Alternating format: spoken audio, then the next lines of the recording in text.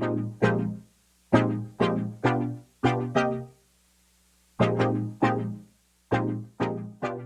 how long have you been living in Bequia?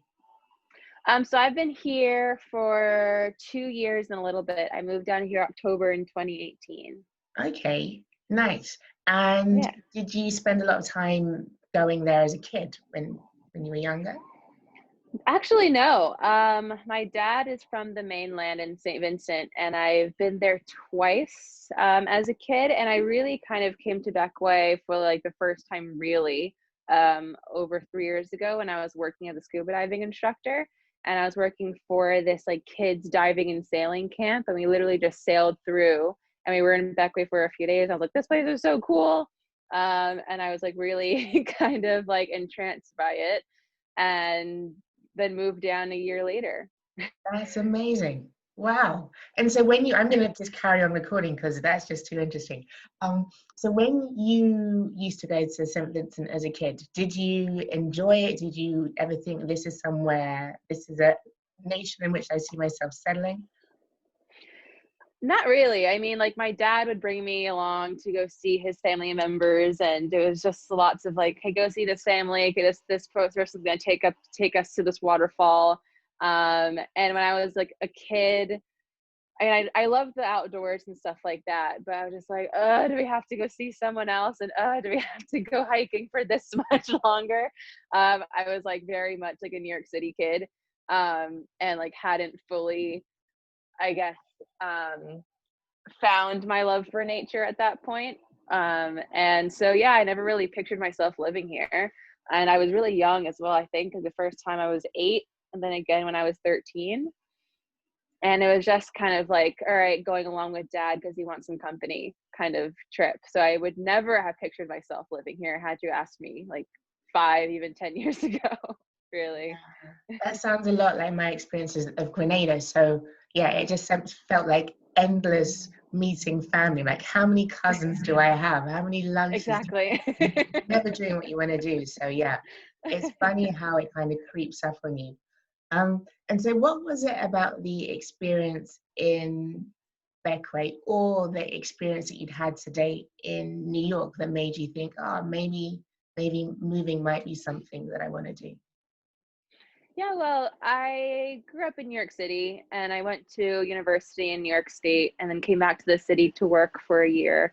And my parents always kind of taught me that New York City isn't the center of the universe and there's more out there. And so after I was working in like a corporate office and events for a year when I was in New York after university, but like my first job after university was a scuba diving job. And I was here and I just saw how people were just so happy, and it was a small island, and one of my coworkers, he actually lives in Bequia, and he like showed us all of his friends, showed us everywhere that he went. It's actually my partner now. But at that point it was just like really eye-opening just to see such a close-knit community, and how had been here I think for 3 years at that point. And he was just like, oh yeah, so and so has the fruits, and so goes to the grocery store, and so does this. I was like, what? And it was just really cool for me to see how a community could exist in that way. And I'm also an island girl. Like I love the water, I love being on the beach. And so the weather was also a big deterrent from New York. And all the times I would be on the subway and messaging my partner, and he was living here still, and I was like, oh, the train's delayed because of snow, or this is happening on in Times Square, so all the trains have stopped and I'm late for work, and blah blah blah blah, and all these things that just made it so hard to get from A to B. And I was like, life shouldn't be this complicated. Like getting from one place to another shouldn't be this complicated. And so I was like, you know what? I'm moving there. I have my citizenship, and so let's just see what happens. And yeah, I kind of just packed my bags and I emailed a bunch of companies to actually continue my events work. That was what I knew. And so I ended up working hospitality here for a year for a like big resort hotel, doing their events and marketing for them for about a year. But that kind of was like the stepping stone for me in terms of doing what I really wanted to do in a place I wanted to be, and just crafting the life that I really wanted, like right now. I didn't really want to have to wait till I was retired to live somewhere nice and not be doing anything I didn't want to do. I was like, why can't I just do that now? I love And that. yeah. Yeah, totally love that. And so a lot of people, like I struggle because most people don't even know where Grenada is. They think it's in Spain. I imagine even few people know where Bequia is. So how would you describe Bequia and the difference between, one, if I'm pronouncing it right, and two, the difference between life on the island versus life on the mainland? Yeah, so you are pronouncing it correctly. When I was telling my friends and coworkers I was moving to Bequia, I think I wrote it in the email saying like "Bon voyage," going to Bequia, and there it's spelled like Bequia. So it's like Bequia, and I'm like Bequia, 2 syllables. So the Grenadine Islands are very, very different from one another. Like mainland is gigantic compared to Bequia. Like Bequia, I think, is 7 square kilometers with 5,000 people, and mainland, I don't really know the exact size of the island, but it's 100,000 people that live there, and so it's very different. And on the mainland, I really love going up there because it's different and being like in the city, people say, like going to Kingstown, which is the capital, and doing grocery shopping, like getting mozzarella cheese and Greek yogurt up there because we don't have it here, and going to explore waterfalls and the volcanoes because the geography is very different. Like Bequia doesn't have any running water. We have a few hills, but it's just mostly kind of like small rolling hills and the sea. Um, so, and like people in St. Vincent, I think everyone's friendly in the entire country, but so nice, I think, being in St. Vincent because no one really knows who we are when we go up there.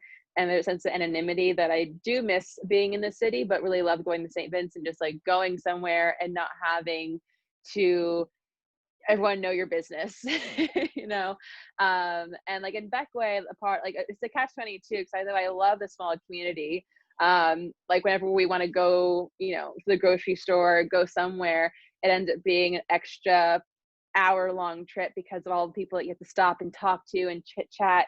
And it's lovely, you know, but I'm also just like, okay, I just want to go from A to B and just get there and do my thing.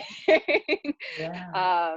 And so there's a different community vibe, but on the whole, yeah, I think they're both really amazing in different ways. And when you go further south to like Mystique, which is a whole different kettle of fish, it's a private island and it's owned by an English company and just all like rich mega stars over there. And then you have like Myro, which is a really lovely, it's tiny, I think it has like 1,000 people in the population. Wow. But it had like one of my favorite beaches. It's super protected and the water is like dead flat all the time. And there's this bar called Last Bar Before the Jungle. And they have one of like the 5 ping pong tables that I know in the country. And so my partner and I will just go there and like ask the owner, and he like knows us well. And he's like, oh, we'll catch some fish. We give it to you and you make it for us for dinner. We'll do that and just play some ping pong while we wait. And that's just like one of my favorite things to do whenever you can get off the island and go south. Wow, that sounds like heaven. That sounds like absolute heaven. And so do you think you would have been able to settle on the island if you didn't know anyone? Like, given how small it is, if someone just rocks up and doesn't know anyone, is it hard to find your place, or what have you noticed from others who've made the move? Um, I think that it can be tricky. I know that for myself, even now, I'm still establishing my friend group, and I've been here for 2 years, and I'm pretty established now, but it's taken me over 2 years to kind of get to where I am, and having people you can always like text and say like, hey, let's go do this, let's go do this, and that kind of stuff. But I think it's just a matter of like, you know, there are those gatekeeper kind of people that you'll meet anywhere you go. And so luckily my partner was like a social butterfly, and so he knows everybody. But I think that also just in the nature of the island, like if you are not just sitting in your house all day, you're gonna meet people everywhere you go. You know, if you see the same faces going to the grocery store, the same faces on the ferry, the same faces X, Y, and Z, like you just get to know people really easily. And even like myself, there are people who I don't know by name. They don't know me by name, but we know each other enough and we'll say, hey, how you going? Yada, yada. And it's like beyond that point to ask names, but you just are friends. And so I think it is definitely tricky if you're a homebody, but I think that it can be done as long as you get out there and you're willing just to try everything and can involve yourself with everything that everyone does on the island, basically. Yeah, nice. And then one of the things that you mentioned before was that you didn't want to wait until you were retired to build your ideal life, that, like time was ticking, let's get into it now. So when you left New York, did you know what that ideal life looked like, or what was your journey to getting to where you are now? Yeah, since I probably was in middle school, I mean, I know my distinct memory when I was in high school, my mom and I went to Belize for a little like spring break girls trip. And we were driving through Belize, and I was like, Mom, when I'm older, I want to own like a really cool resort on the beach and teach people scuba diving and just like do that. And she's like, well, do it. Like, you don't have to be old. Like, just do it Oh, whenever. I was like, okay. And so that has like always been my thing. I've always wanted to live on the beach. I've always wanted to do something with people, hence my hospitality experience. And now as a yoga teacher, I've always wanted to be involved with the community in some sort of way and just be living where it's warm, where there's sunshine, and where there's some salty water close by. So yeah, I mean, and when I was in New York before I had done the scuba diving program, I knew that I was gonna live on an island somewhere, somehow, some way. But just the stars kind of aligned throughout the recent years, that it kind of just became really easy to bring in, not easy, but it became not so challenging to bring into fruition. nice. Yeah. And what about your journey into yoga? Were you teaching yoga before you left to move to Bequia? No, so I got into yoga, I think my last year of university, so that was almost over 3 years ago now. And I just did it for fun. My mom introduced it to me, and that was our thing that bonded us, basically. Like yoga, like we would always go to yoga classes together, and we'd go for dinner afterward or lunch after or something like that. So that was like our bonding activity, basically. And I just grew into my practice more and more. And when I moved down here, I actually developed like a home practice. I was like, I really like this. And then actually last summer, I got my yoga teacher certification. And I was like, okay, I don't want to work this desk job anymore at this hotel doing marketing. I really, really, really like yoga. There aren't really any yoga teachers on the island. So why don't I just learn and get my certification, just bring it back with me when I come back next season. So yeah, it wasn't, I never really was planned to be a yoga teacher in my life trajectory, but it was something that I was passionate about and I felt that I could do. And that was a gap to be filled on the island and took me away from working a 9 to 5. So, yeah. Nice. And so what was it like if there wasn't anywhere for people to practice yoga already? What was it like introducing like a completely new practice to people? Was marketing it hard, or did you just know enough people to make it really easy? How was it? Well, it's still very challenging personally. I think that it has in part to do with just the nature of life on Bequia, particularly Bequia. I mean, in St. Vincent, there are a couple of yoga teachers and they're pretty successful over there just because there is a more established middle class on St. Vincent. But in Bequia, there is a bit more of a drastic economic disparity. And so a large amount of the population works in hospitality or construction or the fishing industry, or kind of in retail. And those are all jobs that are, really demanding on the body. They are long hours. And so because of that, it's not many people are going to try yoga if they're working from 6 a.m. to 6 p.m., 6 days a week. And so I do have a couple of friends and some people who I've met throughout the years who become my regulars and come to every class that I teach, which is wonderful. And I started teaching the donation-based classes last season just to get more people just to show up. Mhm. But it's hard. It's just a matter of talking to people about it and explaining it to them to be like, no, you don't have to touch your toes. It's just about breathing and stretching and making your body feel good. And it's still very much of a taboo thing here. And I'm trying still to figure out exactly the line to get to have people from here who are taking classes, because there is like a huge tourism market, and there are a large number of expats who live here who are retired, and they, you know, they know yoga, they already do it, it's fine. But I'm just trying, like, my ideal market is the crowd of Bequians who live here who don't know they need to have yoga yet. And so I've been teaching donation-based classes on Instagram as a means to kind of get people, you know, if they don't want to take the class, they can just watch it to see what it looks like. And there's no pressure because I can't see them, or I don't know who's watching it anyway. So there's like no pressure with the whole privacy stuff. So it's still a challenge and still something that I'm trying to brainstorm and figure out. So when I crack the code, I'll let you know. Yeah, no, that's super interesting. It's funny. I was having a conversation with someone else about like setting up a wellness space in the north of Grenada, and they're like, "But do you think people will really want to go for that?" And I was like, "What, you mean people won't want to get their shack? They won't pay to get their chakras rebalanced, kind of, you know?"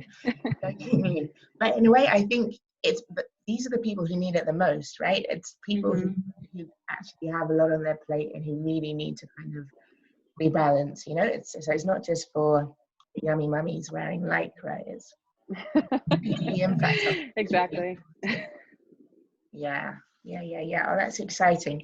And so even though you knew that you were going to live somewhere beach like, how did your friends and family react when you told them that you were actually setting off on that journey? I think everyone was really supportive. I mean, everyone was like, I'll miss you, but that sounds amazing, so go do it. Really. I think there's a little bit of pressure from my family to acknowledge the difference in how much money I could make living here versus living in New York City still. And, you know, talking about, oh, well, if you had stayed, you would have been in a, you know, higher managerial position by now, and yada, yada. And but that kind of went away, I think, about 3 months into my living here. Once they were like, okay, she's really happy and she's figuring it out, and it's not an easy road to take, but it's worth taking, you know? And my parents are now like jealous of me, and they're like, oh, we wish that, you know, we weren't working Monday through Friday. We had, you know, different hours. Sorry, my dog's here. And so now people are jealous of me, and they're like, when can you come home so you can learn about what you're doing? When can I visit? And all this kind of stuff. So it's been really wonderful that I've had a really nice support system of friends and family who are just like full steam ahead. Yeah, that's beautiful. And so what have some of the biggest adjustments been, like going from New York, millions of people, to an island of 5,000?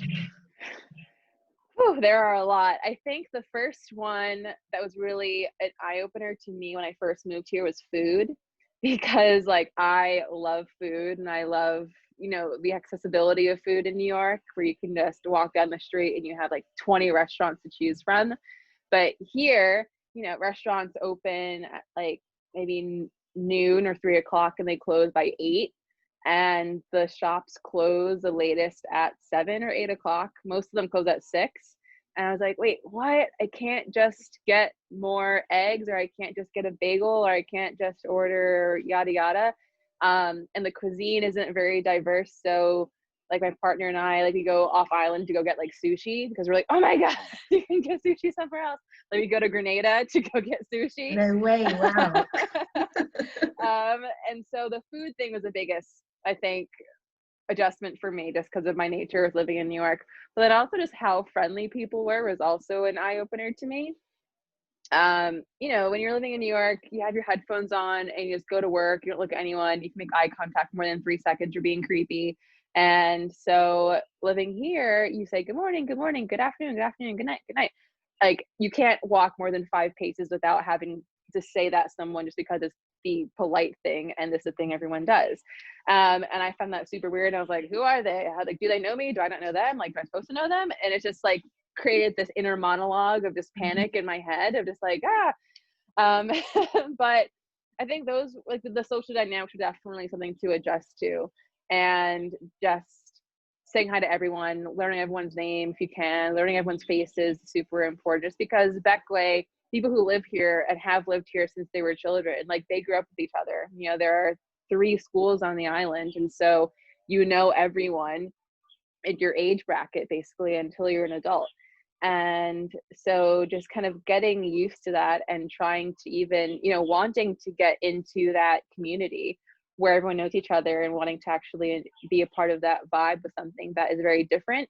And when I go home to New York, like my first year back from New York, first summer back from New York, crossing roads was very difficult for me Oh, because there are like no sidewalks here and no traffic lights on the island and like no stop signs either. So like driving was an adjustment, but I was back home and crossing streets and not staying too close to people and not saying hi to people. When I was like going to get like breakfast, someone was like, "Good morning." Someone was like, "What?" And so it was funny to like adjust to here, then have to adjust back to New York and like turn back into a little like turtle, yeah. not interacting with the environment. Wow, yeah, it's funny how you end up having to be so versatile depending on wherever you are.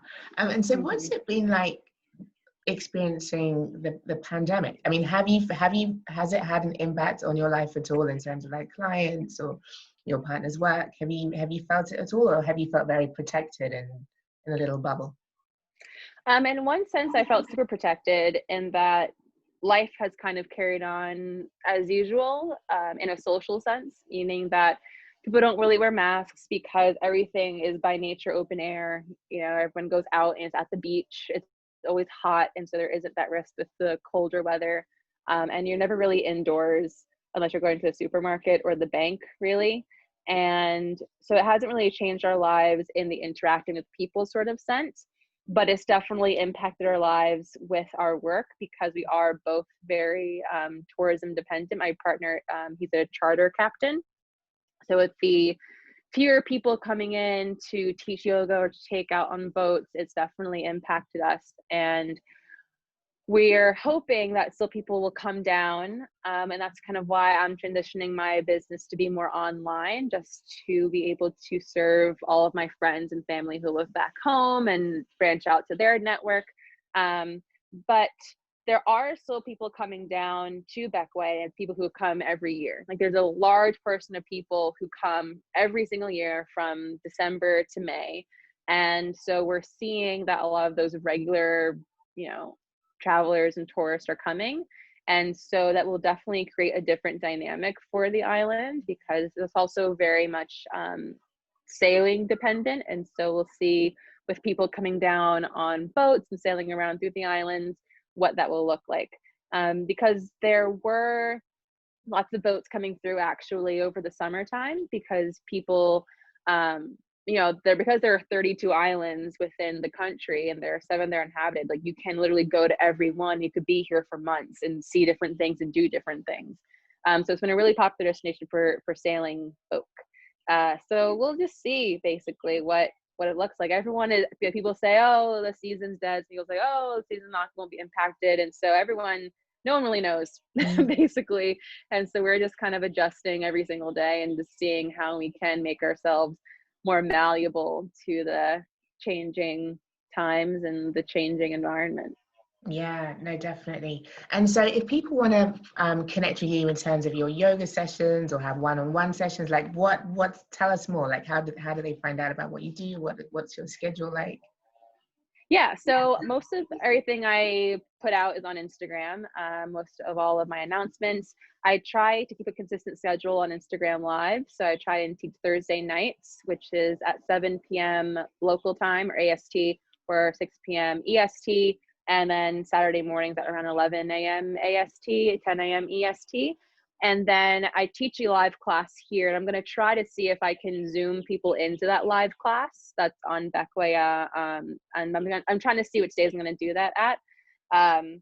But also my website, wildthingwellness.co. That is where a lot of my information is on, like booking privates on Zoom or in person. And I will be rolling out some new things next year. I'm to shape out what that might look like, a subscription service or doing videos of that nature, because I used to be a professional martial artist in another life. And so I am trying to develop like boxing, martial arts, yoga, hybrid classes. And so that's coming, I think, next year. But yeah, that's where you can find all that good stuff. I love the sound of the last one. If I can ever figure out a way to get from Grenada to Bequia that doesn't involve like 7 million stops, I will come to that first. Amazing. Definitely, definitely. But no, I mean, it's been really lovely talking to you, and just seeing your backdrop is inspiring enough, let alone hearing your story of just getting up and doing it. But before we sign off, what advice would you give to someone who's kind of thinking like, oh, I'm hating the city life, I'm feeling cold, I want to move, but I'm not sure if it's the right time. Like, what advice would you give in terms of kind of getting over that fear and anxiety about taking that leap? I think it definitely requires someone to just sit and really be reflective about what is it in their life where they are in that moment that they don't love, and what do they need. And even just looking within their network, like Googling best places to live outside of the US or outside of the UK. And then you're like, oh, okay, cool. And then if you have experience in marketing or experience in retailer, any experience you have, just Google companies. And then slowly and surely you'll begin to find like a trail of things that seem more tangible. And it's not as hard as some may think it is. It's all about just being resourceful with what you already have and just adapting it to a place you want to be. And even if you move somewhere where their visas are 3 months long, like, it's totally fine. You could be there for 3 months, even just test it out and then come back. If you don't like it, you can always go back. That's the thing about traveling and like having a home base to start off with. Is like you can leave and always come back home, and your home can always change where it is depending on what you need. And so, yeah, just be reflective, do your research, and just Google is your best friend. Yeah. Perfect. Yeah, no, that's so true. Yeah, just research the hell out of it. Take away any uncertainty by just showing up as much as you can. Oh, that's Yeah, and just perfect. talking to people. Yeah, yeah, no, and that's the thing with social media. I mean, you and I have never met, but yeah, here we are talking. Yeah. Like, no excuse to not reach out. Oh, well, perfect. I Exactly. really appreciate your time. I love what you're doing. I highly recommend everyone to follow you. I'll put all your details in the show notes. Oh, thank I you. wish you the best of luck. I wish you a relatively busy season, not too busy. Thank you. Fingers crossed our paths will cross in Grenada or Bequia sometime soon.